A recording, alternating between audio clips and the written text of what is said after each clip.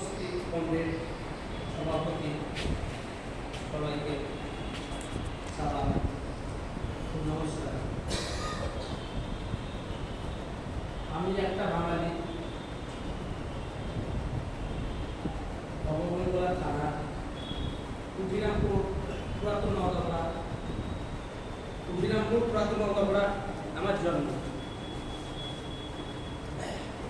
পশ্চিমবাংলায় জন্ম আমার। পশ্চিমবাংলায় কোনো কাজ নাই, আর 10 বছর থেকে কোনো কাজ নাই।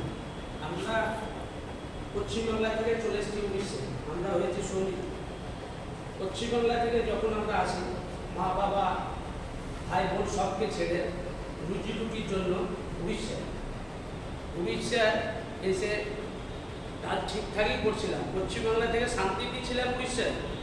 আজ 3-4 বছর থেকে আমাদের ওপর অত্যাচার নেমে এলো। তোরা বাংলাদেশি, তোরা রোহিঙ্গা, তোরা আধার কার্ড দেখা, তোরা ভোটার কার্ড দেখা। আধার কার্ড দেখার পরও অত্যাচার, মারিক ধরা, গালি। অথচ জয় শ্রীরাম বল কিছু হিন্দুত্ববাদ এরকম অত্যাচার আমাদের বিশাল দেবেন। আমরা বাড়ি থেকে যখন আসি ভুবনেশ্বরে নামি, কিন্তু আমাদের আতঙ্ক ভয়